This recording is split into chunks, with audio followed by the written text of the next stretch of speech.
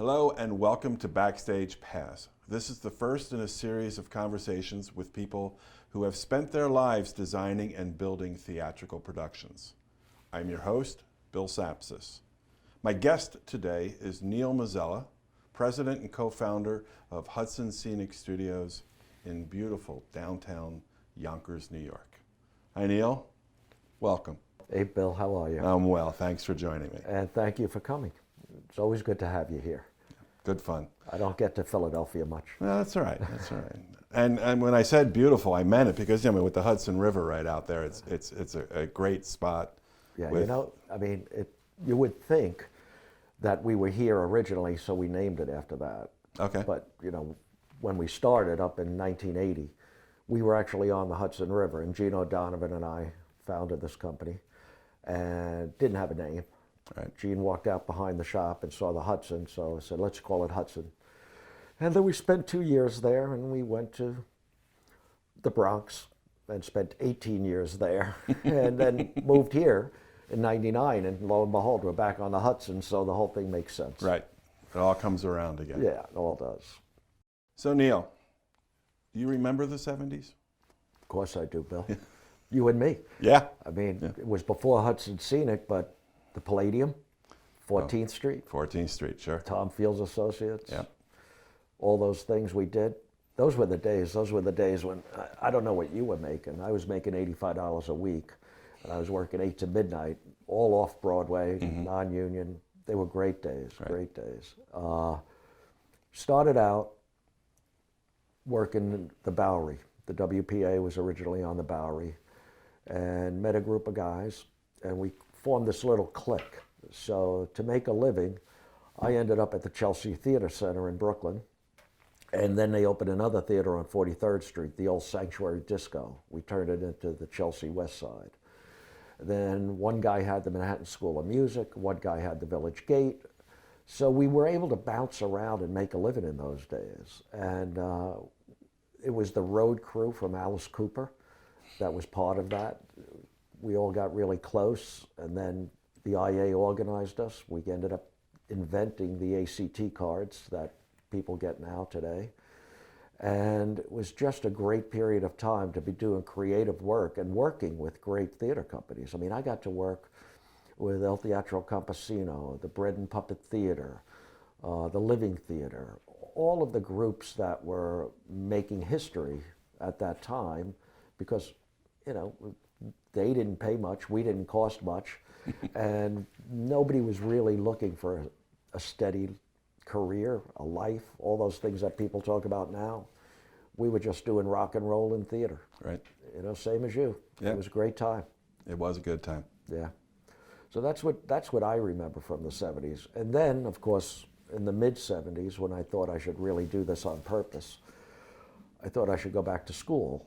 I got my degree in liberal arts literature, so I was, I'd read every play, but now I'm actually lighting them and building them and all of that. And I said, I better get refocused here. So that's when I applied to the drama school, got accepted, and then spent 3 more years in the 70s up in New Haven at Yale. Met another great group of people many of them are still in my life today.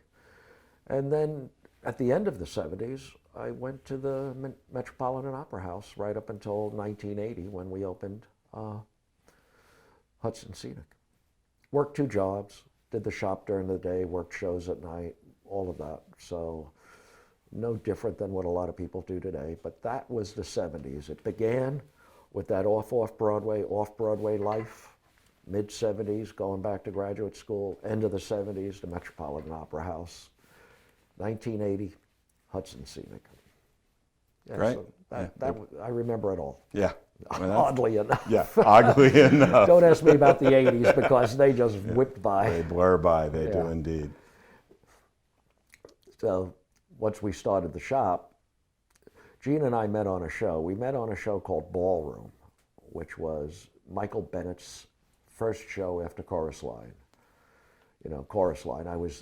In those days, if you needed anything, back in the 70s again, I was at Chelsea. I was the electrician there. Victor was the electrician at the Public. Then you had Circle in the Square. None of them were making money or doing anything. So we shared everything. You know, you have this, they'd come and get it. They had that, I'd go and get it. So one day I went over to the Public and I needed gel. So I went over to Victor and I'm there in the electric shop and I'm watching him on stage.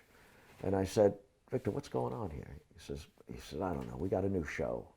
We're throwing the set away, which is the legendary story about Chorus Line at the Public. The original set, they were very unhappy with it. They used plexi mirrors and duvetine. And of course, the show morphed into all black Merlin velour with the Mirex panels, which are the vinyl and true reflective. And that's how it all came out. But I was there when they threw the set away, before they brought the new one in.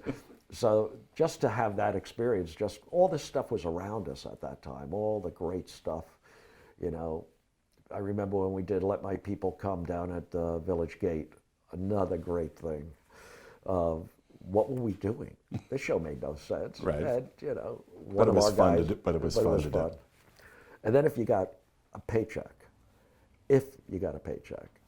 the only place you could cash it was at the box office of the Truck and Warehouse Theater on 4th Street, across the street from La Mama, right. Because they had actually had a hit. Al Carmines had written a show. It was a massive hit called The Faggot. And they really had real money.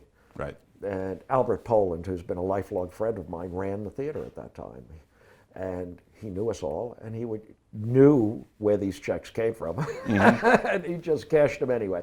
So that's how we made a living. Right. You know, we depended on ourselves. Yeah. By the time I got to 1980, Gene and I had worked ballroom, and we had both worked for shops. I worked at the Met. He worked up at Theater Techniques, which had morphed out of the world of Pete Feller's shop in the Bronx. And we said, you know, we should do this on our own. And we got an opportunity, and we took it. 5,000 square feet up in Cornwall as part of the Theater Techniques complex. And we opened a shop, 5 of us, 5,000 square feet. We stayed there 2 years. And then we said it's time to get out on our own. And that's when we moved to the Bronx, because we wanted to be in the city, we wanted to be close to the city. I mean, if you ever commuted up there, and I know you have, Storm King Mountain, all of that in the winter, it's a killer. This is up on Stewart Air Force Base, right? Or Yeah, what was well, Stewart Air they Base? went when Pete left the Bronx. He went to Stewart Air Force Base, and then he went to the printing factory in Cornwall. Right. That's when I joined Gene up there. Right. Okay. And that whole era in the '70s with scenery shops, that was the decade where the complexity of the scenery shops totally changed. Right. Nolan's became only a paint shop. Metro opened.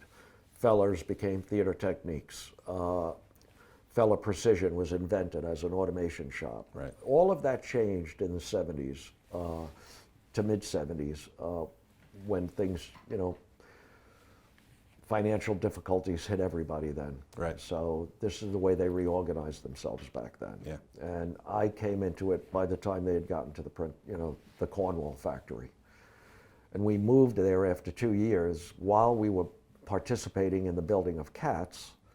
And then we took 10,000 square feet on Bruckner Boulevard, expanded that to another 5,000 feet in the building next door, broke through the wall, rented buildings around the corner, and we stayed there for 8 years until we finally realized we can't operate like in all these different buildings. So we went to Hunts Point and rented 40,000 square feet and stayed there for 10 years.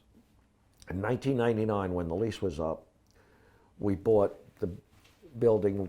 We have addresses. So 130, which is the main factory, Right. which was at that time 75,000 square feet. We bought that.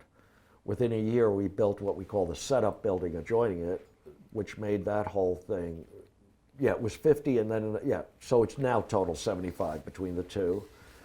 And then we leased 78 about 6 years ago, and that adds another 40. So we're up to about 125 right now, all told, between the two buildings, only separated by a parking lot. So it's very convenient. If you hadn't started down this path, where would you have gone? Where have I gone? Well, here, first you have to understand, I grew up on Staten Island. I don't know if you ever saw that movie, Working Girl. Yeah. You get on the ferry in the morning, you look in the want ads, all of that.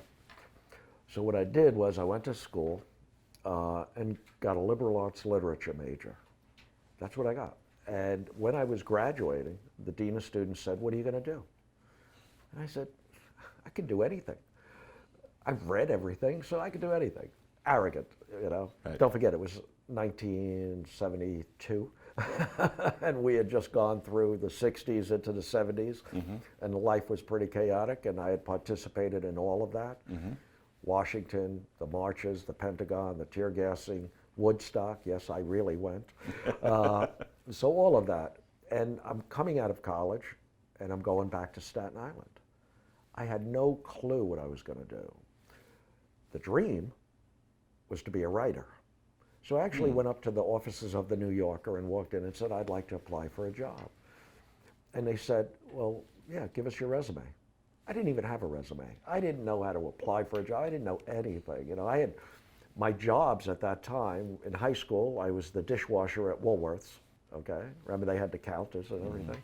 And all through college, I moved furniture. Every summer, every Christmas vacation, I was a furniture mover. That's what I did. That's, you know, now kids go for internships, kids go abroad, they go everywhere. I hadn't gone anywhere. Right. You know, I was still, even with all of the revolution and all of the new things that happened, I was a kid from Staten Island. So one morning I, you know, get the paper and I see an English major. You know, at that time you read the Times want ads. There was no iPhones, none of that stuff. For the younger people that may watch this, who get online and participate in all that stuff, you actually bought a newspaper and looked.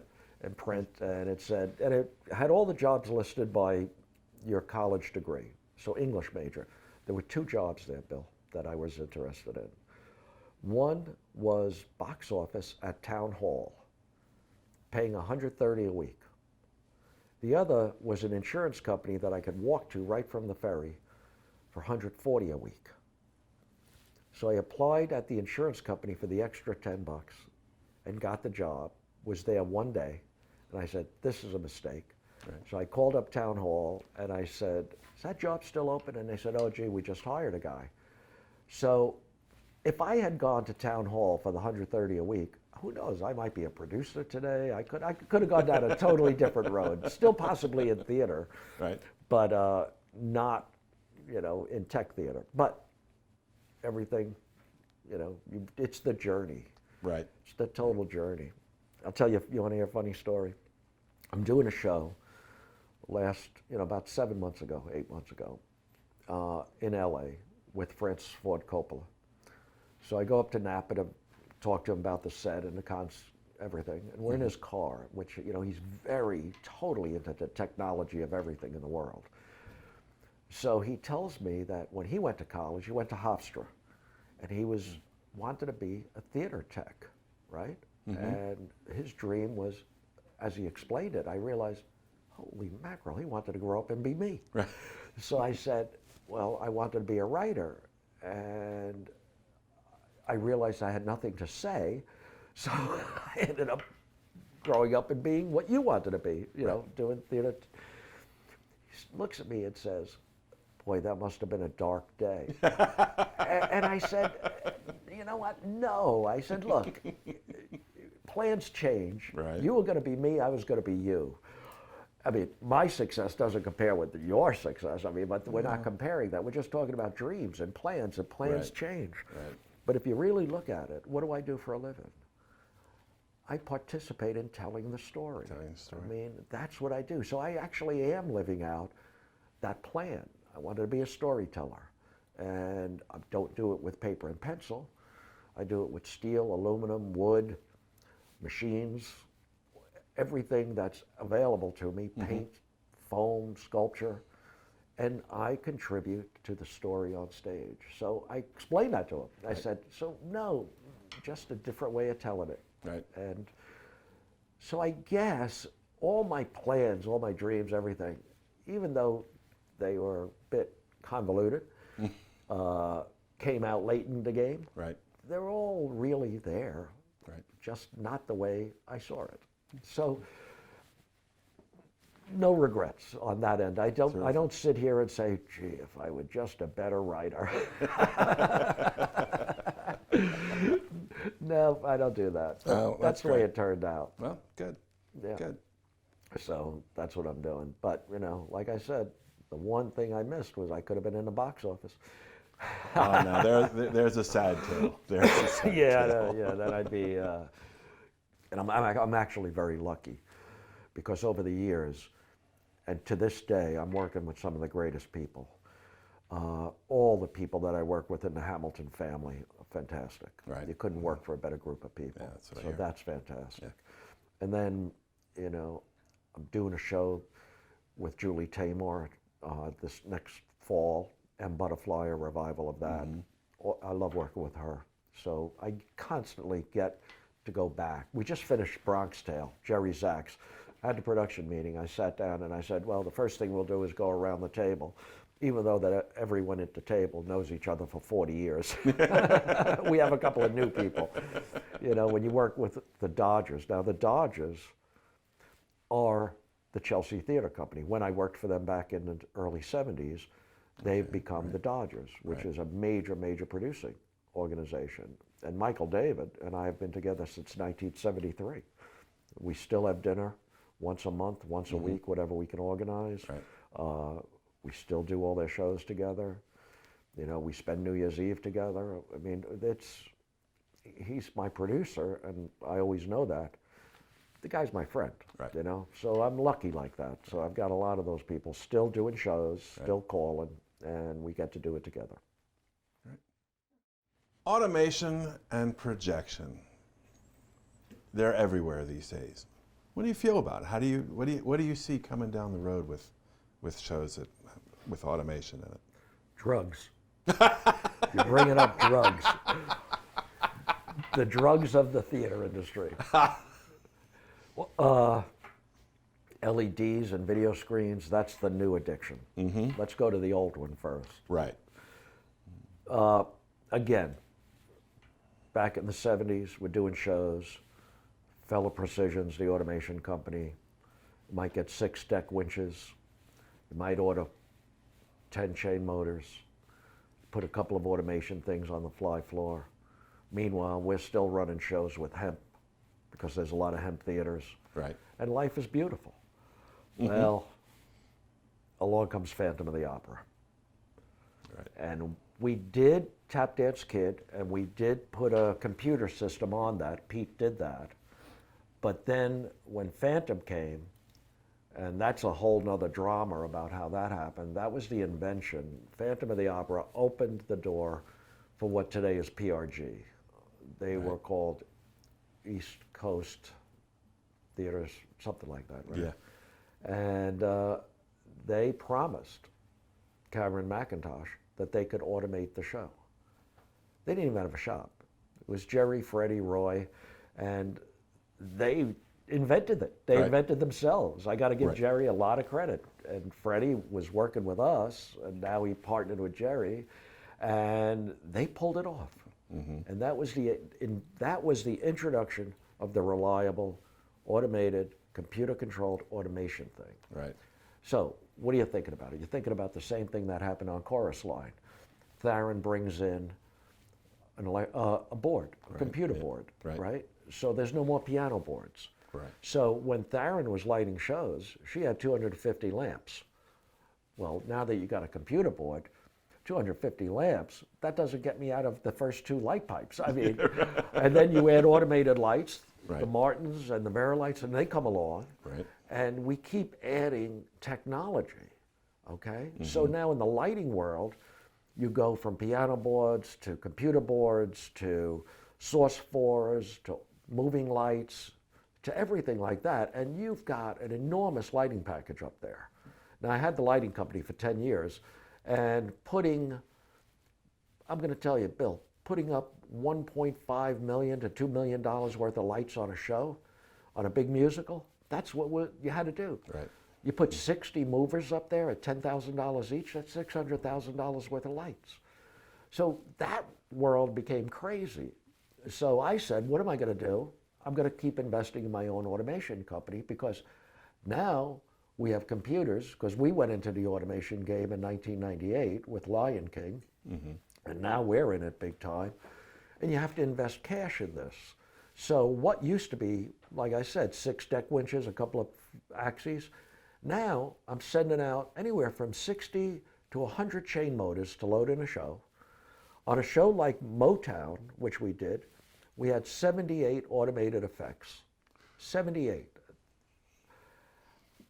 And the economy is the same. Right. There's no more seats in these theaters. Yeah. So the shows have become absolutely technically complex between automated scenery, video with LED walls and everything else, automated lighting, computers controlling everything, every element, sound, scenery, lights, video, all of it. So when I tech a show, I got to hire my programmers to make sure we know what we're doing. I mean, we're doing right now, it's going to open next week, Sunday in the Park with George.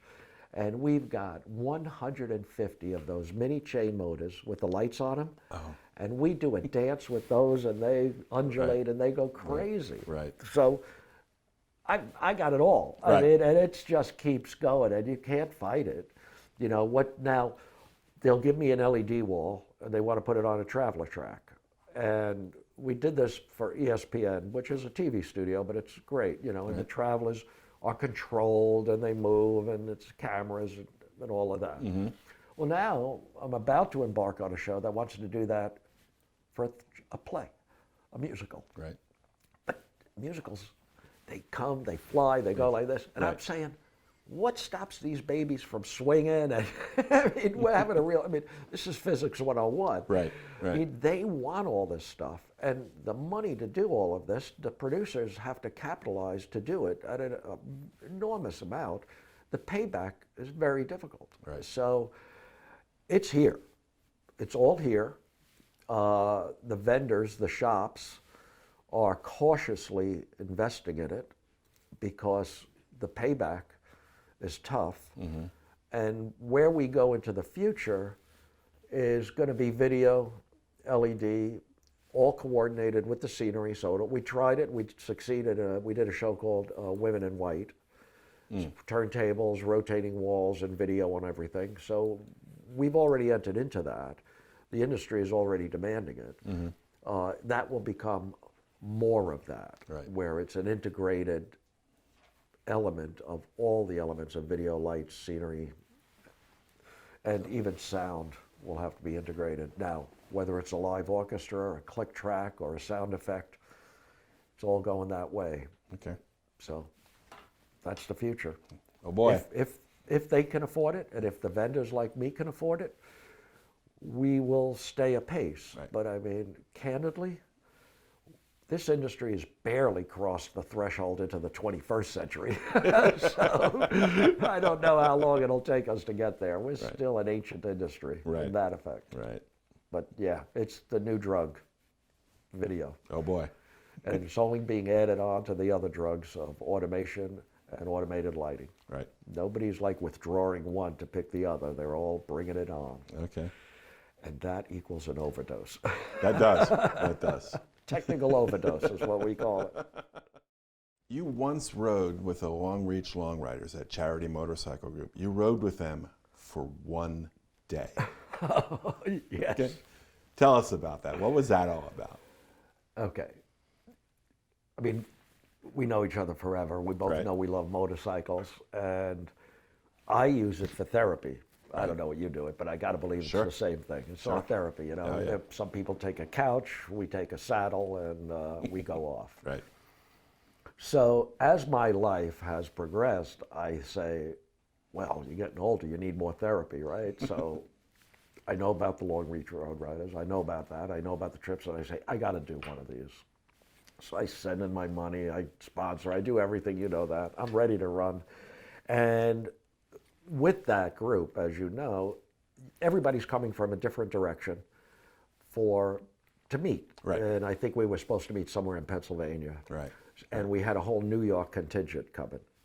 So I volunteered to lead the because where I live was kind of centrally located, so we'll all meet there, and we'll all go to Pennsylvania to meet your group and another group. all planned, the whole thing. I've got it all set up and everything, and I start doing this show out in LA, which doesn't go well. And I go for originally 3 days. All told, I think I was there 2 months. Now, I've had those experiences in the past, you know, but this one was not going well. And the ride is in the middle of this experience, this horrible experience. Right.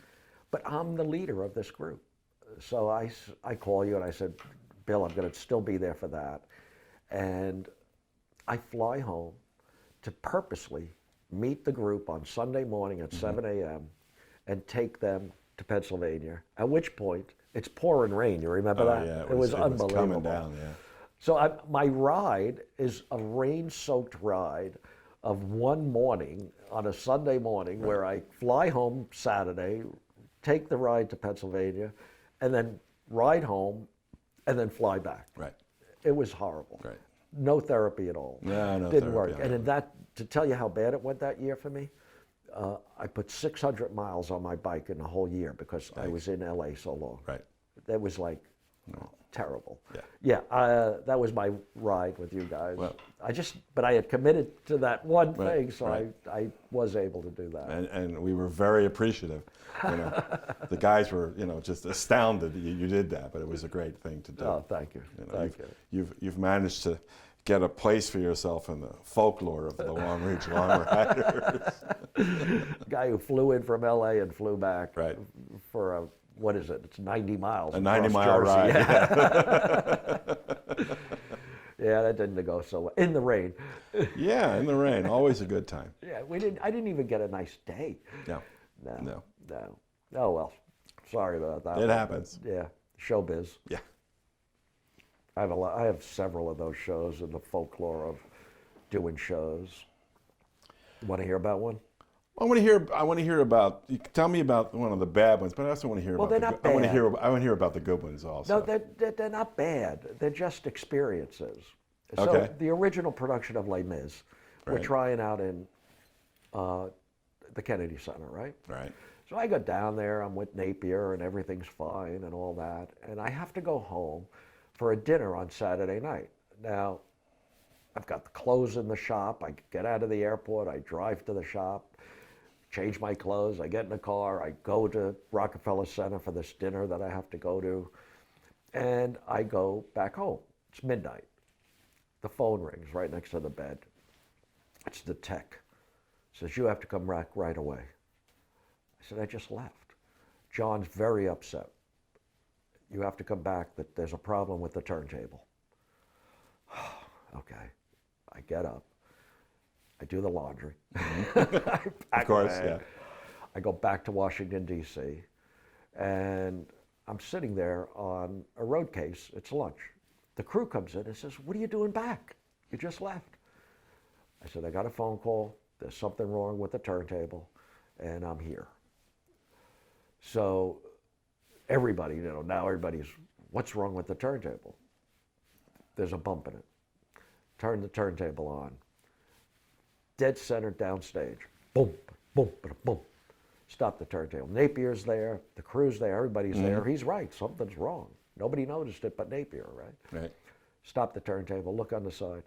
Sound crew had run a cable right over the track. Right. Carpenter just took a pair of snips, cut it. Right. He was so angry, Right. threw it away. Right. End of the problem. Solve the problem, sure.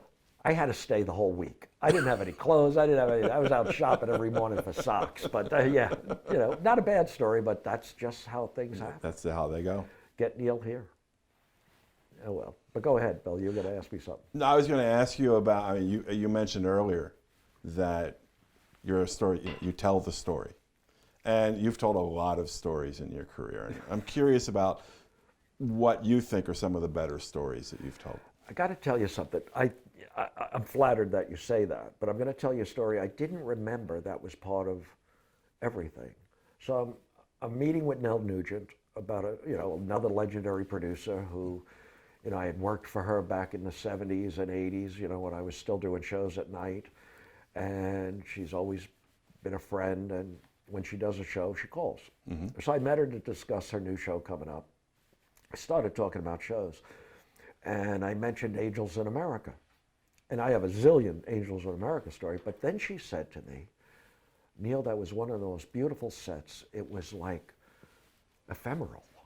Right. And I said, wow, you know the story? Because I had never really thought about it. Right. I said, that was a mistake. I said, we had the show, and it's all panels and borders and legs and everything, but all in blue organza.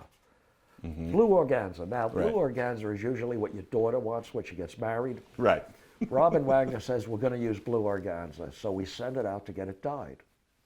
And we're under tremendous pressure, no time at all. The schedule doesn't work. And in it comes. And what it has on it are white shadows throughout the blue from the flame proofing. Right. Right. So I call up Rob and I said, you better get up here. I said, we got a problem. And we don't have time to get another batch. Right. So we hang some of it, we cover some of the flats, and we got this blue organza. And we get Bob Motley, a legendary scenic artist. Bob, Robin, and I are staring at this. And Robin says, what are we going to do? Bob says, we're going to make it into clouds. And we said, okay. And we made the whole set with this blue organza into light shadow clouds. And that was what Nell fell in love with. Right. And that's why the whole thing, and it was Angels in America. Right. That was the show. Right. Total Great. accident, you know? Great story. Yeah, that's great story. And I didn't remember that until Nell told me how much she loved the set. Right. Because all the stories about Angels is about the chaos we lived through. I mean, Right. we made the front page of the New York Post when the Angel, people are screaming, open the ceiling, open this, you know, the Angel crashes through. But that was just a great thing to remember. So, yeah, I can't, you know, I need the dialogue to remember all of them. And it triggers something else. Oh, yeah. Yeah. Well, they all do tend Yeah. to run together after a Yeah. while. Yeah. So that's some of it. Any others? Oh, thousands. Thousands of them. Thousand. I mean, you pick a decade, what mattered, doing Cats. You remember the original production of Cats, the boat that comes down in Act 2? Right, right. First time that baby came down, we built it. The rake, it was like you were on a boat where you had to grab the gunnels and everything else to get up at the, we had the rake so steep. So what we did was we added big steps that came down with it to lift it up, to lessen the rake, that kind of a thing we did. And just the crazy stuff we went through. You know, Gene and I bonded on Ballroom. We put pinstriping on all the mirrors. We bought every bit of silver pinstriping in every auto parts store in Connecticut because we had to pinstripe all the mirrors for Robin, right? Right. You know, that's what we did. How much fun was Billy Elliot to do? Billy Elliot, we did it, right? And it comes over, like a lot of shows have come over, as the greatest thing since sliced bread. So there's a lot of pressure put on you with that. Right. So Billy Elliot fit that category. And what took the time, which was not part of our thing, was excavating the basement of the Imperial. Right. And taking down the firewall and all those other things to do it. So Billy Elliot was a lot of fun, except for the fact that it was bigger than life in that sense, you know, where you lose track that it's a show and that we should be having fun on this, but, you know, it's going to run for another 100 years, and ran 3 years. 3 years, yeah. Yeah. So I enjoyed Billy Elliot. There was one day, I'm coming out of a theater going to another theater, and Nina Lannon, a close friend, general manager, who I'd met when we first did Cats, was walking across the street. She says, are you going to the theater? I said, yeah, that one. She says, no, that one. Because she said, I said, what's the matter? We don't have any hydraulic power. So I go to the Imperial with her. I go down in the basement. We can't turn the pump on. No pump, no show, because we have all the pieces coming in and out. Sure. And I'm on the phone. I get Chuck on the phone, my automation engineer, and he remotes in, and we're trying to figure it out. We held the show for 20 minutes. We did a show. In that 20 minutes, what we discovered was that the hydraulic pump was in a room, isolated for the noise. That room also had the air conditioning thing in it, and it was the first warm day. They turned the AC on. We have a cutoff when the temperature drops and the oil is coagulates. Sure. So we had to bypass all that to get the pump going. Right. No one knew. We didn't know anything. I mean, the first, I will tell you the danger that I've learned on any show is you put a show in, it works fine. First warm day, first cold day. Right. Everything changes, and you better be there to check all your machines because it changes everything. And like a pump being in the air conditioning room. Who knew? Who knew? Yeah. You know, these places are so old, we don't know where anything is. But yeah, that was a Billy Elliot story. But we got the show up 20 minutes. We were held for 20 minutes before we figured out that the air conditioning was our enemy. You've won a lot of awards. You recently received an honorary degree from SUNY Oneonta, where you went to undergrad. Are there any, what achievements that you've had? Which ones do you like? What are special to you? You know, now, I mean, false humility aside, you're now asking me who said what about me nice. I've stayed active in everything, okay? So whatever I've done, and actually, my wife told me the other day, we have our niece who lives in Lyon, is over here doing an internship, and all her friends are doing internships, and they're sitting somewhere. And her internship is here. So she goes backstage. She comes to the shop. She meets everybody. And it hit, my wife said to me, I have to say thank you. Now, this is pretty funny. My wife is saying thank you for something, but yeah, as you know, that's always a turning point. You have to be careful. We're taping this, just so you know. She said thank you, because you've been able to do this. Whoever you are and whatever you've done has provided this to Ornella. And I said, wow, thanks. And I guess, I mean, my wife saying that, thank you for whatever I've done, is great. And other organizations and everything like that have said that over the years. So what really surprised me was when the league gave me a Tony Award, which was pretty spectacular. Sure. There's no category for people like us. They stopped giving, they used to, 1961 was the last time they gave a Tony Award for what we do of building things. So it's a Tony Award honor for excellence in the theater. That's pretty special. Sure. Then one day I get a notice from my high school, and they're putting me in the High School Hall of Fame because of whatever I've achieved. And I went to the ceremony, and they said, this is very odd because we've never had anybody in the arts that's done something like, and you know, everybody's a lawyer or a doctor or something, you know, that's what they do. Right. And then Oneonta honored me the same way, and then the Yale School of Drama as well honored me as an alumni of distinction. So all of my schools have stepped up. The industry has stepped up and thanked me. And then there's Kids Night on Broadway and all of that.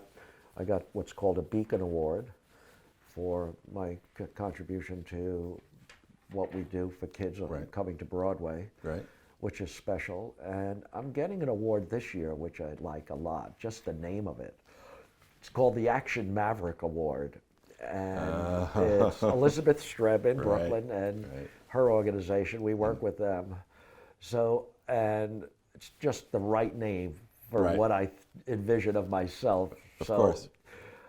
The downside is you get these awards and you start saying, is it over? Yeah. You know, and it's not really over. But, you know, I haven't let them get to me. I'm very appreciative of anybody that says thank you. But it's pretty incredible that I've been lucky or fortunate to have done work that people actually step up and say, you know, here. So it's been great. And then I got the honorary doctorate degree, which that's the one I exploit. Because when somebody says something, I say, well, you know, I'm a doctor. You're now, a doctor so now, so you can't argue with me. I'm a doctor. Can't argue with that. Yeah, it's over. And then, you know, what I did recognize is that when we're in a conversation, I said, you know, I never was this smart before. But now that I'm a doctor, I realize, and I'm having a hard time dealing with it. But yes, now that I'm a doctor, I'm really smart. So that's the one I have fun with. Terrific. But that was a great honor. And I got it. That Hal Luftick, who's the producer of Kinky Boots, got one with, well, we both were honored the same day. So it was like a big deal, and both of us were up there Right. telling theater stories. Sure. It was great. Right. The kids must have eaten it up. I got a very positive reaction to it because, you know, I just told the story, right? And, you know, when you're graduating school, and I hear this for people we interview all the time, well, this fits into my career path, or, you know, that I said, wait, we're talking about a job. A career is something that when you're about 100 years older than I am right now, you turn around and say, oh, that was a career. A career path, no, you're going to get a job. And this is what I tell them. You want a job, then you want the next job. And if you do a good job, it'll get to the next job. Right. And that is the journey. You don't want to tell me where you want to end up. You want to tell me that you're willing to take the journey, because that's what it is. Yeah. It's the journey, it's not the end. The end, we know what the end is. That's when you're sitting here alone and, and all those awards become a memorial. That's not what we're talking about, you know. We just, people like us, you and me, you know, people in our world, we just keep going, you know. So that's what we do. As long as we're relevant, we're going to keep going. Right. And that's what I try to tell the kids. Forget that career. Career? What are you and me? What are we going to, a career? I don't even know how to define that. I wouldn't be able to either. No. Okay. Mentoring in this industry is so very important. This is how people come up in this industry. I'm sure there was somebody in your past that you would consider a mentor, somebody you looked up to. Who was it? I'm going to tell you this, and you have to understand what I'm talking about, and I'll give you a little background. Remember, I was a lit major. It's all about the story, okay? So for me, to get to where I am now, right, I had to learn how to tell the story. I did have to learn how to hammer a nail. I did have to learn how to use a wrench. I learned all that from my grandfather. He was a plumber. Loved him. He's a great guy. I always wanted him. I always fought to get his approval because he was like a tremendous person. But to get to who I think I am and what I learned, I have to tell you, Robin Wagner. Really? Robin Wagner. I did 22 Broadway shows with him in 30 years. Now, when you look at your mentor, or you are a mentor, or however you want to look at it, let's just sum this up. This was a tough love partnership. I had one producer refer to it as the battered wife syndrome, and it wasn't Robin. I love the guy, and I learned what being a theater person, and that's the ultimate goal. I learned what being a theater person was from him. I learned how to move scenery conceptually from him. I learned how to look at a stage and look at the height of a wall and how it made sense. I learned an enormous number of things, and we created a chemistry over those 30 years. We're doing a new show, and we have the kickoff meeting with all the engineers, and we talk about the show. And the two of us, and he just, you know, brutalized everybody. Like, you know, we knew he would. And then the two of us walked outside, and we stood there. And I have to say, Bill, we stood there for a while, totally silent. And then he said, "What do you think?" And I said, "I don't know. It's too soon. I don't know if I'm going to build what you drew or what you want." And I always made that decision. And he said to me, "Let me know when you figure it out." That was the relationship. And I learned all of that from him, okay? And it was enormous. And then there's the crazy stuff too. I mean, we're doing crazy for you. We're trying out in Washington, D.C., and I fly down to spend time with him and see if he's happy with everything. And if you remember the finale, I think, yeah, there's scallop stairs. And all the dancing girls in William Ivy Long's costumes and, scantily clad and everything are on the stairs. And the scallops go up. And he said, who built that? They don't know anything about musical theater. I said, what are you talking about? He says, look at the stairs. The scallops are too high, you can't see the girl's ankles. Everyone knows that's the sexiest part of a woman, and we can't see it. I look at him, I say to myself, okay, I've lived with a lot. I said, is that what we're going to talk about right now? I said, because I'm not going to punch. I mean, that's the kind of relationship we had. We could get down to something like that. By the way, I never changed the scallops. And I would think there'd be a difference of opinion about what the sexiest part of a woman is, and I'm not sure the ankles would fit in the top 10. But, at that moment, he was making a point. But it was his eye, and his eye was so phenomenal to within an eighth, a quarter of an inch from distances you couldn't imagine. And I learned how to look at things being with him.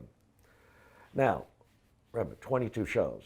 It wasn't until show 18 that I found out he was colorblind. So you can imagine the drama we had with that, And I tell you, we had a lot of fun. We're still close to this day. And an enormous, anybody who had spent any time with Robin Wagner would be on the cutting edge of learning what doing theater, physical scenery, physical production, and then finally the whole production is really all about. So yes, I would say if I was taught and got to somewhere in this industry, I credit Robin Wagner. There's this picture on the wall, this painting that I'm very curious about. So Bill, I brought that painting home, and I was married to Laurie Beachman. She passed away in '98, but when I brought it home, she said, I think you're leaving a world that's more interesting than you want to going into. So am I going into the proscenium on a stage? Am I leaving the stage to go out into the world? And I asked myself that question, and I didn't really know the answer. And I continually ask myself that question, okay? Because whenever I do anything, am I leaving something more interesting to go someplace less interesting? So when I do a show, when I do something, where am I going?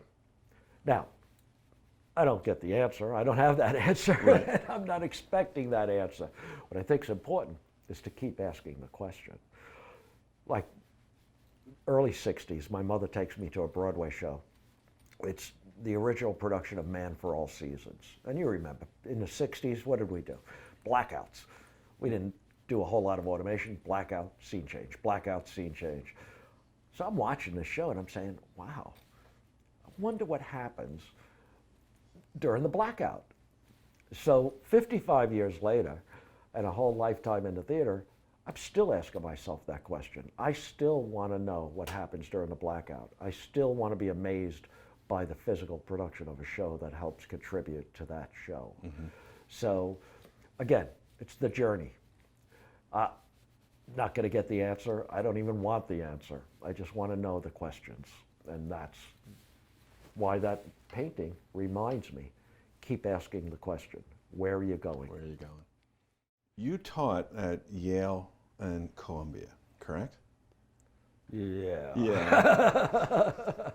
I'd like to hear about that because it's not really that. That's not me. A Neil image that I have. No. And I, on hindsight, I'm lousy at it, so I don't do it anymore. But it was, both schools asked me to do it, and I did it. And there were two different experiences totally.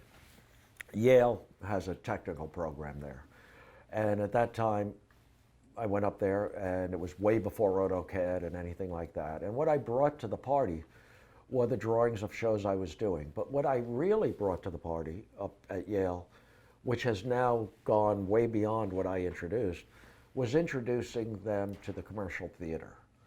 Because in those days, Yale under the Brewstein days, the commercial theater was the enemy. It was nonprofit, it was art. You know, we were a sanctuary. And when I left Yale, I was the only person that went to New York.